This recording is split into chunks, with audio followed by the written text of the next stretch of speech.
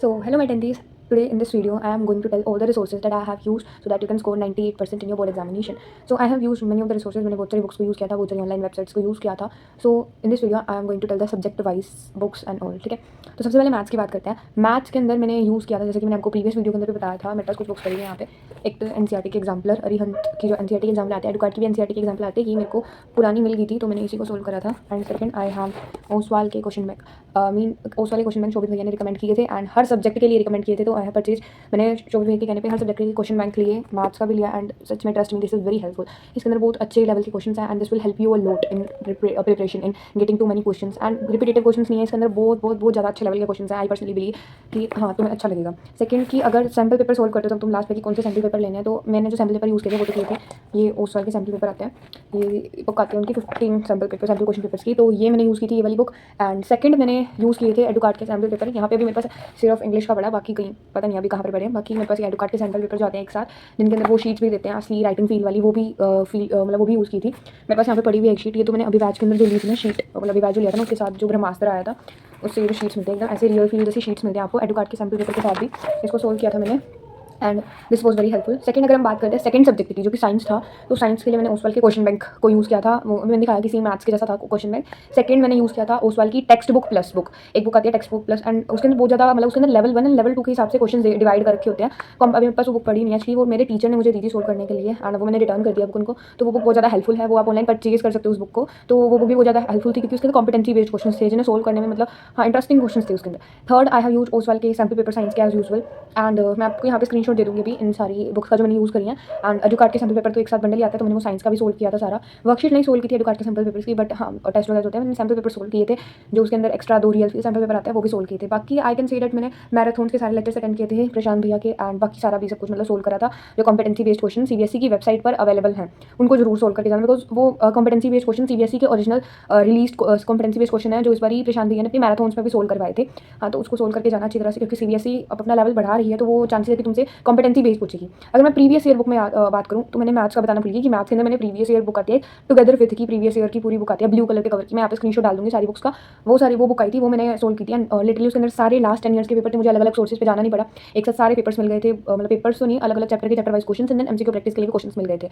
And third अगर हम second हम बात करें साइंस के लिए भी एक टुगेदर विथ की मोटी सी बुक आती है जो कि मेरे टीचर ने मुझे गिफ्ट करी थी. तो वो मैंने सोल्व की थी पूरी बुक एंड उसके अंदर से एमसीक्यू बहुत अच्छे थे, तो मैंने एमसीक्यू प्रैक्टिस किए थे. वो कह सकते हो कि तुम कंपलसरी नहीं है, बट लेनी हो तो ले सकते हो, तुम्हें प्रैक्टिस करनी है तो. ज़्यादा बुक्स के भी तो तुम्हारे पास 1 साल का टाइम है, you can practice a lot of questions in at that time. And अगर मैं सेकंड चीज़ की बात करूँ, सेकंड चीज़ की अगर मैं बात करूँ तो मैंने पीवाईक्यू की बुक भी ली थी. पीवाईक्यू की बुक जो थी प्रीवियस ईयर क्वेश्चन थी, वो भी टुगेदर विद की बुक अच्छी आती है, तो वो सोल्व करी थी. वो एक वाइट कवर के अंदर बुक आती है टुगेदर विद की. मुझे अलग अलग प्रीवियस ईयर क्वेश्चन, जैसे तो सैम्पल पेपर वगैरह सीबीएसई के जो ओसवाल क्वेश्चन बैंक है उसके अंदर मिल जाते हैं, बट 4 एक्स्ट्रा मैंने सोल्व करते हैं जिसमें बहुत अच्छे क्वेश्चन थे. तो वो भी मैंने सोल्व की थी. वो तो तुम ले सकते हो, वो मस्ट लेना, पर्सनल रिकमेंडेशन है कि टुगेदर विद की पीवाईक्यू की बुक ले लेना. एंड थर्ड सब्जेक्ट ही बढ़ते हैं बाकी इंग्लिश की तरफ. एंड इंग्लिश के अंदर मैंने यूज़ किया था ओसवाल का क्वेश्चन बैंक इंग्लिश का, कि वो तो कंपलसरी था मेरा हर सब्जेक्ट के लिए. एंड वो बहुत ज़्यादा हेल्पफुल था, अच्छी वोकैबुलरी सीखने को मिली थी उससे.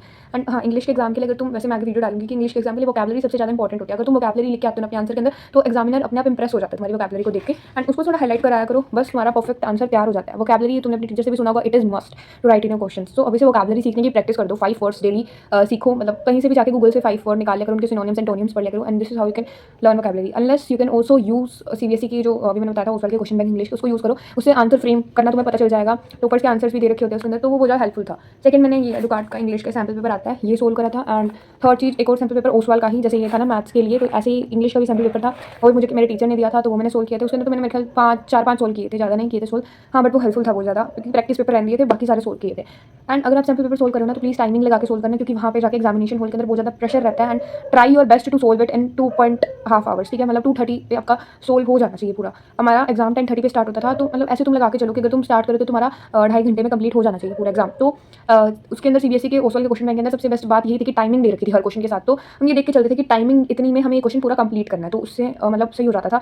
एंड इतनी ज़्यादा घबराहट नहीं होती थी वहाँ पे एग्जामिनेशन हॉल में जो सोच के. ऐसा लगता था कि अभी हम लिखते ही हैं. साथ साथ ये भी हो गया इंग्लिश का. अब हम बात करते हैं हिंदी सब्जेक्ट की. हिंदी को वैसे हम इतना मेन फोकस में नहीं डालते, बट मेरी हिंदी वीक थी तो मैंने ओसवाल के क्वेश्चन बैंक लिया था हिंदी का ही. वो बहुत ज़्यादा हेल्पफुल था सच में, क्योंकि हिंदी के अंदर मानते हैं कि पीवाईक्यू ही आते हैं. You don't need to study a lot in Hindi, क्योंकि पिछले जो प्रीवियस क्वेश्चन होते हैं ना वही हिंदी के अंदर पूछे जाते हैं। तो उसके अंदर वही दे रखे थे उस वाले क्वेश्चन बैंक के अंदर, कई दो क्वेश्चन मैंने देखे कि सेम आए हुए थे वहाँ पे मतलब मेरे साइट के अंदर, तो उस वाले के क्वेश्चन बैंक में से तो वो बहुत ज़्यादा हेल्पफुल था। एंड साथ साथ हिंदी के अंदर भी वोकैबुलरी थोड़ी मैटर करती है, थोड़े तुम अच्छे अच्छे वर्ड्स का यूज़ करो जिससे कि लगे कि हाँ हिंदी पढ़ रखी है। तो उन वर्ड्स को ढूंढना नहीं पड़ा इधर उधर, एंड वो सारे वर्ड्स चैप्टर वाइज मिल गए थे उस वाले क्वेश्चन बैंक के अंदर भी, सब कुछ क्लियर हो गया था। ग्रामर भी थी उसके अंदर, लेटर्स वगैरह के फॉर्मेट वगैरह सारा राइटिंग सेक्शन दे रखा था उस वाले क्वेश्चन बैंक के अंदर। बाकी और कोई सोर्स यूज़ नहीं किया था, वो बेस्ट था सोर्स। एंड अगर हम बाकी बात करते हैं अगला सब्जेक्ट एसएसटी की, एसएसटी के अंदर मैंने कृति दीदी की बुक यूज़ की थी, जिसका नाम मतलब कृति दीदी की 360 डिग्री बुक आती है, वो उसका मैं भी स्क्रीनशॉट लगा दूंगी यहाँ पे।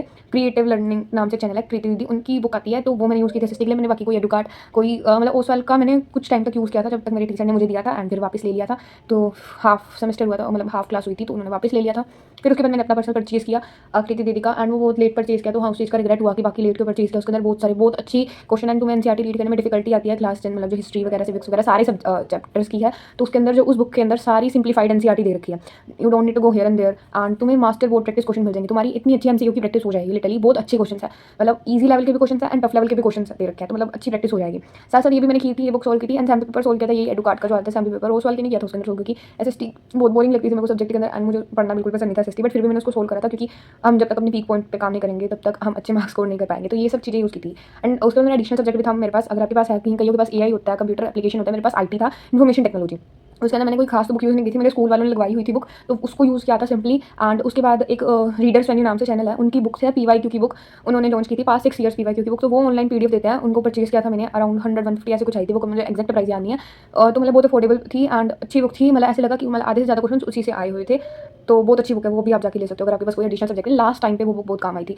उसके बाद कुछ और बुक्स ली थी, जैसे कि मैंने पीडब्ल्यू के सैम्पल पेपर भी सोल्व किए थे साइंस के लिए, स्पेशली मैथ के नहीं लिए थे, बाकी किसी और सब्जेक्ट के अंदर सोल्व नहीं किए पीडब्ल्यू के, बट पीडब्ल्यू की साइंस के लिए सैम्पल पेपर सोल्व किए थे, वो पूरा किए थे 15 के 15 सैम्पल पेपर। बाकी अगर मैं एडिशनल एडवाइस दूँ तो कॉम्पिटेंसी बेस्ड क्वेश्चन जो सीबीएसई की वेबसाइट पे अवेलेबल है, सीबीएसई की ओरिजिनल वेबसाइट cbse.gov.in, उस पर जाना, एंड उस पर तुम्हारे वॉल्यूम 1 वॉल्यूम 2 सारे क्वेश्चन बैंक के अंदर मिल जाएंगे, तुम्हें वो जरूर सोल्व कर लेना, क्योंकि हमारे पास बहुत ज़्यादा टाइम है। मेरी गलती ये थी कि मैंने लास्ट के अंदर ये सारी चीज़ें नोटिस की थी, इतना सब कुछ पता नहीं होता था 10th क्लास जब स्टार्ट की थी, तो अब तो तुम्हें पता चल रहा है, तो तुम अच्छी तरह उसको सोल्व कर लेना, ठीक है। और बाकी अगर एडिशनल और कोई बुक्स की बात करें तो मैंने प्रयास ली थी लास्ट बुक, लास्ट के टाइम के अंदर, जनवरी के टाइम के अंदर, वैसे मैंने दिसंबर में ली थी, दिसंबर के लास्ट के अंदर, सोल्व मैंने जनवरी में की थी, क्योंकि उस टाइम हमको विंटर वेकेशन मिलती हैं, उन विंटर वेकेशन में बैठ के मैंने पूरी प्रयास बुक सोल्व कर ली थी। एंड वो प्रयास बुक भी बहुत ज़्यादा हेल्पफुल थी, अच्छे कॉम्पिटेंसी बेस्ड क्वेश्चन डाले थे हर सब्जेक्ट की, उसके अंदर मतलब हर सब्जेक्ट से, इंग्लिश था, एसएसटी था, साइंस था, मैथ्स था, तो मतलब चारों, एंड उसके अंदर 21 डेज टैलेंट्स था, तो वो भी बहुत ज़्यादा हेल्पफुल था।